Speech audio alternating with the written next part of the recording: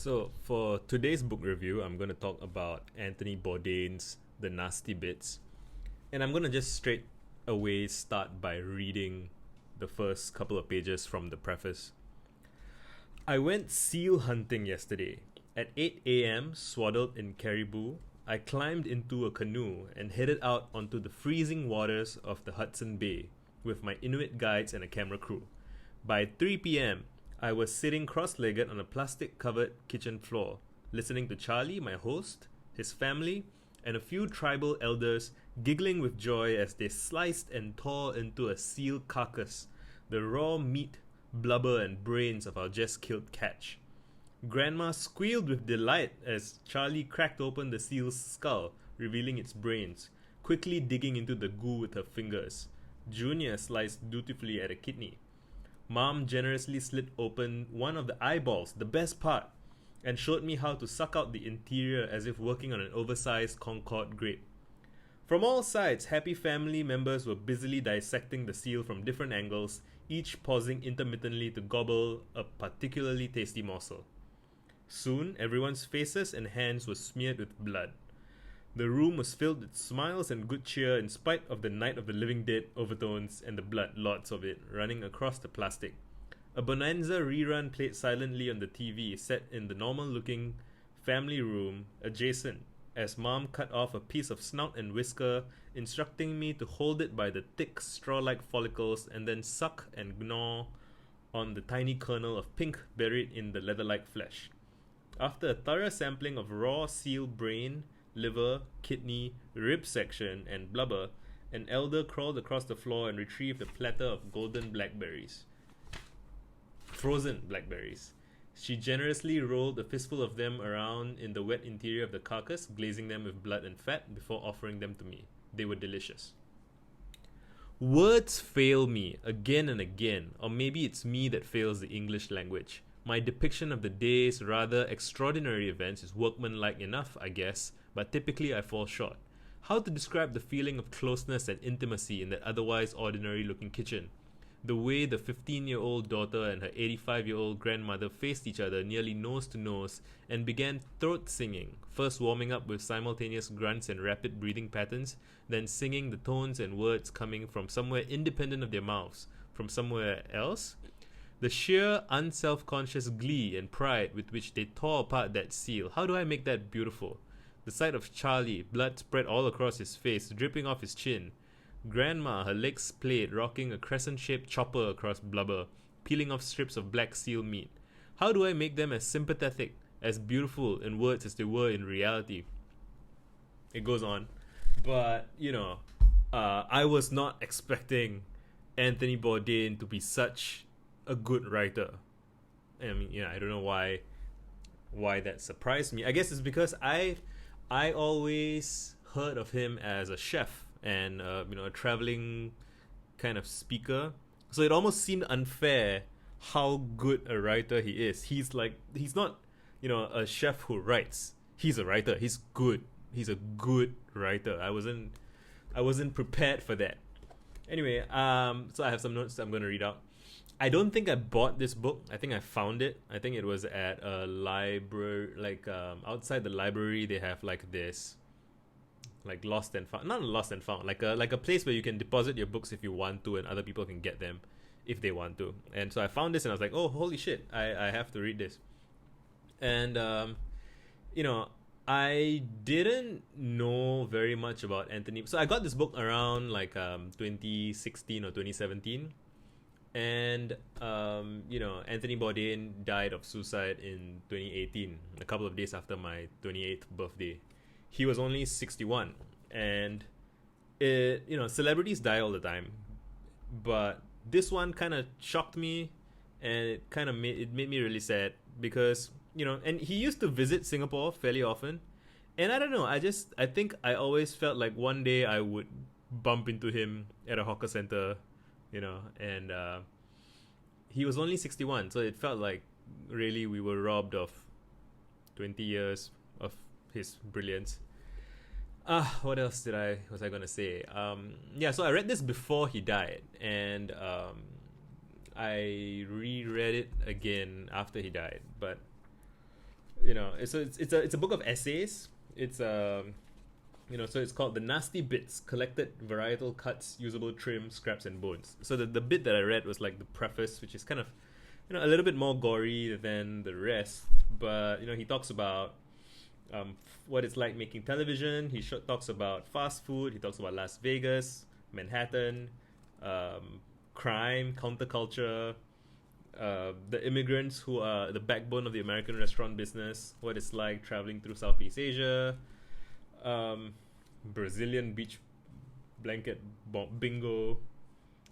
Just it's super rich, it's super textured, it's super real, and the more I learn about Bourdain, the more I love him, the more I feel like he was really truly a gift to the world.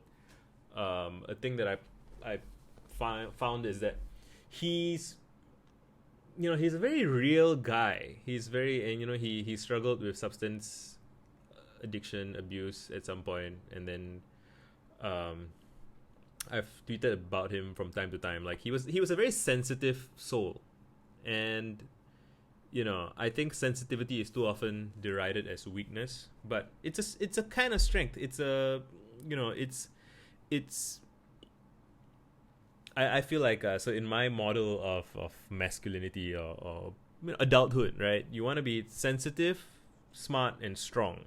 And I think everybody understands that, strength is great, being smart is great. But being sensitive is something I think that isn't sufficiently appreciated. And I think Bourdain was very sensitive. Maybe he was too sensitive, meaning he was too sensitive for this world. He might have felt too much. It might have all been too much for him. I don't know. But I think, he lived a pretty brilliant life, and he brought a lot of joy to a lot of people. And I love to watch the way he travels. I sometimes hear there's this sort of meme that, like white guys don't know how to travel, right? Like that they go everywhere and they're entitled and they feel like everything is there for them to experience. Like the rest of the world is kind of a tourist destination. And I feel like Bourdain didn't have any of that. He really had a sensitivity to appreciate the world and that, when you go somewhere, you're not going to a place that's designed for you. You're going to a place that is other people's homes. And, he has some quotes about how, like, the best food is, by grandmas and street vendors.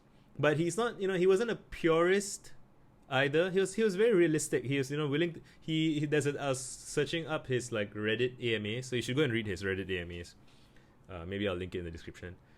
And he says things like, I have an unholy and guilty attraction to fast food macaroni and cheese, and during the morning I get these horrendous cravings for Popeyes mac and cheese, and I would disguise myself to try and slip into Popeyes, or in a pinch I'll even go to the Colonel, and I'm always recognized. Like he has this really I feel like he's a blogger, and he had a Tumblr that's still live, and you can go and check it out. And his Tumblr and just all of his writing, it's so earnest, it's so sincere, it's so heartfelt. He's a very sensitive guy, and he was doing Brazilian jiu-jitsu. He's a tough guy. He's not. It's possible to be sensitive and tough at the same time, and which is something that, again, people don't sufficiently appreciate. And I think it's tragic if you become some kind of cold-hearted tough guy to protect yourself and not let your heart get broken, and then you're just never sensitive. And then what is it for? What's the point? So you can go through life unharmed, right? I think Bourdain, in 61 years, he sucked the marrow out of life, out of the bones of seals, right? He experienced a lot, he saw a lot, and he had compassion for the world. And I'm glad. So I'm sad that I'll never get to meet him. I feel like that we could have hung out. I feel like we would have been kindred spirits. I'm sad that I'll never get to meet him, but I'm glad that he existed. I'm glad that I can pick up a book that he wrote and read it. And yeah, it's just, I recommend this book, and I recommend checking Anthony Bourdain out. So the book, as